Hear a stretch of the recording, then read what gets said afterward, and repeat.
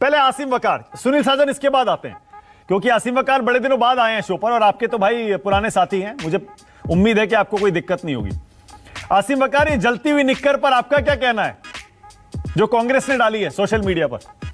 तो चलिए शुरू करते हैं। देखिए, आलोक शर्मा जी वैसे ही मुझसे नाराज रहते हैं, लेकिन मैं तो साहब जन्मजात विरोधी हूं आरएसएस का। लेकिन फिर भी पता नहीं क्यों आलोक शर्मा जी कांग्रेस के लोग नाराज रहते हैं मुझसे। अच्छा, लेकिन सच्चाई बोलूंगा, सच्चाई के सिवा कुछ नहीं बोलूंगा। हाँ।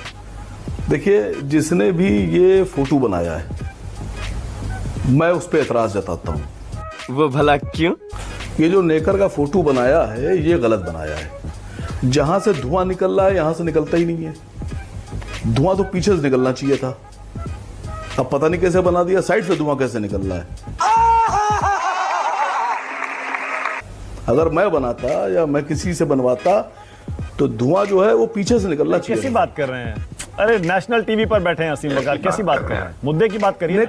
किस में आ गए हम लोग? किस चीजों में उलझ रहे हैं? नेकर नहीं, मैं बता रहा हूं आपसे। देखिए, ये सबसे पहली बात तो ये नेकर किसकी है? बहुत सी स्कूल की यूनिफॉर्म है इस तरह की, मैंने देखा है बहुत से लोग ऐसे ही पहने घूमा करते हैं।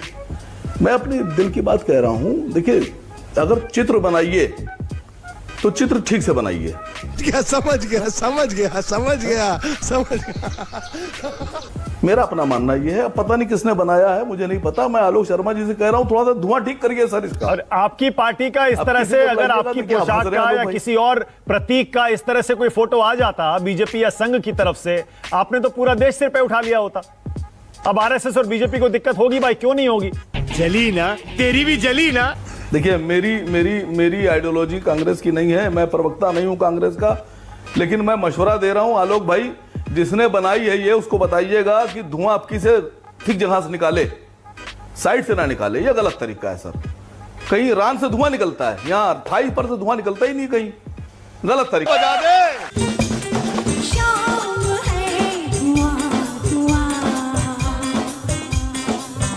आनंद लीजिए। नेकर की ए मजनू, उड़ जरा पलट, ये देख पीछे से धुआं निकल रहा है। नहीं, मैं बता रहा हूं आपसे। देखिए 15 मिनट आपने बुलवाया, इनसे 14 मिनट और नॉन स्टॉप बजाय ऐसा लग रहा था कि डिबेट नहीं हो रही है। हम लोग दर्शक हैं और ये एक बहुत बड़े, एक देश के बहुत आला उनका लीडर है और ये भाषण दे रहे हैं। मैं शुरुआत करता हूं इनकी उस बात से जिसमें ने कहा कि ओवैसी साहब के ऊपर इन्होंने कहा कि एमआईएम के लीडर ओवैसी के पास 3000 एकड़ जमीन, 6 माल चल रहे हैं वक्त पर, 3000 करोड़, 3000 असल औलाद हैं। सुनिए, अगर आप असल औलाद हैं तो आपने कहा 6 माल चल रहे हैं, आप 3 के नाम बताइए कौन से मॉल हैं। और अगर आप नाम नहीं बता पाए यहां तो आप समझ लीजिएगा आप असल औलाद नहीं है। ऐसे मत बोलिए, क्यों ऐसी बात करते हैं?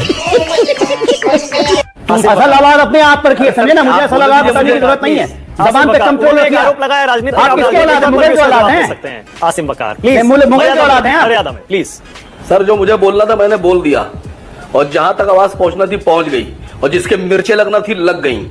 अब आगे सुनिएगा आप यहाँ गई, मुगलों के औलाद की मिर्ची लग गई है। नगाड़े बजा बजा के बता रहे हैं। औलाद से मुझे मिर्ची नहीं लगती है। नगाड़े बजा बजा के, अरे सुनो मेरे भाई, तुमने बोला हमने सुना, अब हम भाई कहां से हो गए भाई? आप मुगल की औलाद हैं, मैं हिंदू। मोदी जी और अमित शाह कह रहे हैं, मोदी जी और अमित शाह कह रहे हैं कि वक्फ की जमीनें सुरक्षित हाथों में चली जाएंगी, सुरक्षित रहेंगी, कोई खतरा नहीं है, बिकेगी नहीं। सरकार की खुद की अपनी जमीनें तो सुरक्षित नहीं है। अयोध्या में सेना की जमीन अडानी को बेच दी।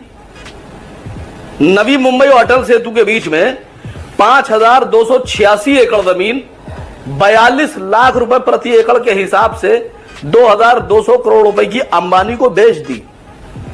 जो 42 लाख रुपए एकड़ की जमीन बेची है अंबानी को, उसकी रियल कीमत ओरिजिनल मार्केट में 25 करोड़ रुपए प्रति एकड़ है। ये इतने शरीफ और ईमानदार और अच्छे और बेवकूफ लोग नहीं हैं कि ये 10 रुपए का नोट 5 रुपए में बेच डालेंगे। ये बीजेपी वाले हैं, ये 10 रुपए का नोट 100 रुपए में बेचते हैं। खाली इस बात की जांच होना चाहिए कि अंडर टेबल कितनी डील की गई है जो 42 लाख रुपए प्रति एकड़ की जमीन बेची गई है। आप हमारी जमीन बता रहे सुरक्षित है, अपनी जमीन तो आप बेचे डाल रहे हैं। मैंने 2 बातें कही, अडानी को अयोध्या में सेना की जमीन और अंबानी को 5,286 एकड़ जमीन 42 लाख रुपए प्रति एकड़ के हिसाब से। अगर किसी में हिम्मत है तो मेरी इस बात को इनकार करके दिखा दे। सबको चैलेंज है, पूरे पैनल को, इंक्लूडिंग मानक गुप्ता। अपनी जमीनें तो आप बेचे डाल रहे हैं, लेकिन अस्पताल आप बता रहे हैं 12,000 करोड़ रुपए का फायदा। सुनिए सर, 12,000 करोड़ रुपए का वक्फ का फायदा। नीरव मोदी, मेहुल चौकसी, माल्या, न जाने कितने लोग कितने हजार करोड़ रुपए, लाख करोड़ रुपए लेकर भाग गए। किसी एक को लाइए, लेके आ रहे मेहुल चौकसी लाकर को जितना वापस। पैसा वापस आए 12,000 नहीं 12,000 करोड़ हमको दे दीजिए, मुसलमानों को बाकी आप रख लीजिए। सही पकड़े हैं। ना तो लग रहा है आप- मेहुल चौकसी को वापस ला रहे हैं आपके लिए, चिंता क्यों कर रहे हैं? पता नहीं है अब अब मैंने ये कहा है कि अगर ये असल से हैं अरे फिर वही बात बीजेपी प्रवक्ता, तो 3 मॉल के नाम बताएं, 3 मॉल के नाम बताएं जिस पर इन्हें इल्जाम लगाया है कि वक्फ की जमीन पर वैसी आपका चैलेंज हो गया। एक सेकेंड, बोरिया बिस्तर समेटे हो, यहां से निकल जाइए। आसिम वकार, जैसे मैंने कहा, राजनीतिक आरोप है। मैं आपसे दरखास्त कर रहा हूं, राजनीतिक जवाब दे सकते हैं, जो जवाब देना दीजिए, मर्यादा में रख के दीजिए। एक दूसरा, आपने जो जवाब देना था दे दिया, जो कहना था, रुकिए ना एक सेकंड, रुकिए तो सही। अब अजय आलोक ने जो कहा, प्लीज उसका भी जवाब आरोप लगा रहे हो, राजनीतिक आरोप पर एक भी अस्पताल आप बता नहीं, दीजिए। अब राजनीतिक आरोप हो गया है। सुनिए बात सुनिए। अब आप यहां बैठकर इनकार कीजिए या हाँ में हाँ मिलाइए कि हाँ वो ऐसी सबके 6 मॉल हैं वक्फ की जमीन पर, और या फिर आप ये कहिए कि ये झूठे हैं। मानक गुप्ता जी, आपके चैनल पर आपकी डिबेट पे अरे आसिम भाई एक सेकंड, बोलिए, क्या आप एक पसंद मिनट करेंगे? अजय आलोक का आरोप आप जवाब देंगे, मैं यहाँ जवाब देने नहीं बैठा हूं। मैं सिर्फ डिबेट करवाने और मैंने उसको दे दिया मॉडरेट जवाब। करने के लिए बैठा हूं। जवाब आपको देना है, मैंने आपको मौका दे दिया। आप कुछ कर, अब आप जरा अजय आलोक का भी जवाब दे दीजिए। राजनीतिक है क्यों? अरे मैं तो सिर्फ इतनी बात कह रहा हूं, मर्यादा में रहकर जो जवाब देना दीजिए ना। मैं आपको कहां रोक रहा हूं, आपको पूरा टाइम दे रहा हूं। मैं कह रहा हूं वक्फ की जमीन पर एक भी अस्पताल है क्या, वो बता दीजिए। अजय आलोक पूछ रहे। मानक गुप्ता जी, मुझे इस बात का जवाब दे दीजिए कि 5,286 एकड़ 42 लाख रुपए से वो जमीन अंबानी को बेची गई जिसकी कीमत 25 करोड़ रुपए। अच्छा ठीक है, ओके। ये बात आप 4 बार बोल चुके हैं, अब आगे बढ़ते हैं। रुकिए ना एक मिनट, एक सेकंड, अब आगे बढ़ते हैं जरा। आप प्रधानमंत्री की बात का जवाब दे दीजिए। वो कह रहे हैं कि पुराने वक्त कानून की वजह से ही मुसलमान आज पंक्चर बना रहा है। जवाब दीजिए।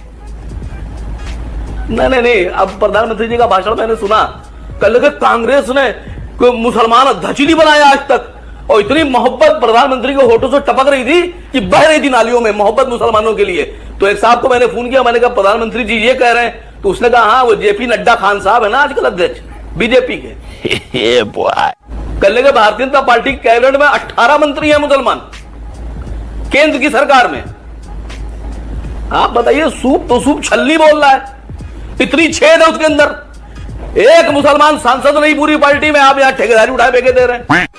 अरे आप कांग्रेस की तरफ से क्यों जवाब दे रहे हैं? मुसलमानों का कांग्रेस की तरफ से दीपक झा जवाब दे देंगे। आप अपना जवाब दीजिए ना। मैं आपसे जो पूछ रहा हूं उसको बताइए। आप कहते हैं मुसलमान अगर सड़क पर नमाज पढ़ लेगा तो आप पासपोर्ट जब्त कर लेंगे उसका। आपको बहुत मोहब्बत है, आइए हमारे साथ, हम दिखाते हैं कितनी सड़कें रोज सड़कों रोक कर।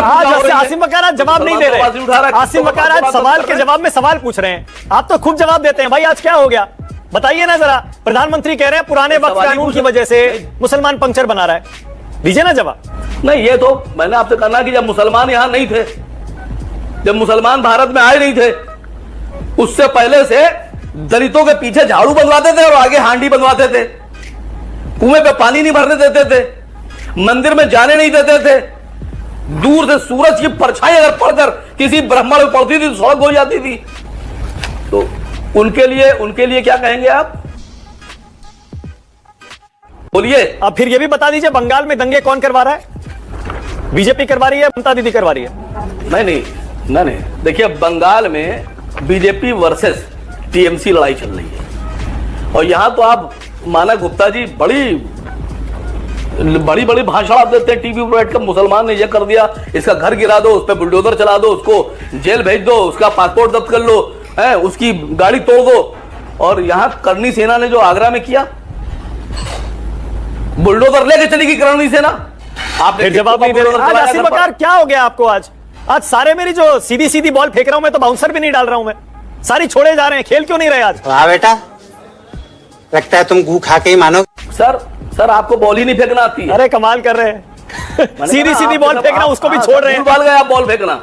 मैं पूछ रहा हूँ मुसलमान पंक्चर क्यों बना रहा है, प्रधानमंत्री कह रहे हैं, उस पर जवाब नहीं दे रहे। मैं पूछ रहा हूँ अजय आलोक ने जो कहा एक भी वक्फ की जमीन पर अस्पताल बता दीजिए, उस पर जवाब नहीं दे रहे। मैं कह रहा हूँ बंगाल में दंगे कौन करवा रहा है, उस पर भी जवाब नहीं दे रहे। सर अरे मेरी बात तो सुन लीजिए, मेरी बात तो सुन लीजिए। मैं कहने जा रहा हूं रामजी लाल सुमन दलित हैं और उन्होंने जबान चला दी तो उनके घर पे बुलडोजर लेके पहुंच जाएंगे। और मान सिंह ने तलवार चला दी महाराणा प्रताप पे, तो वहां क्यों नहीं जाते हैं आप? वहां टुक टुक इसलिए नहीं जाते हैं। गजब बेइज्जती है।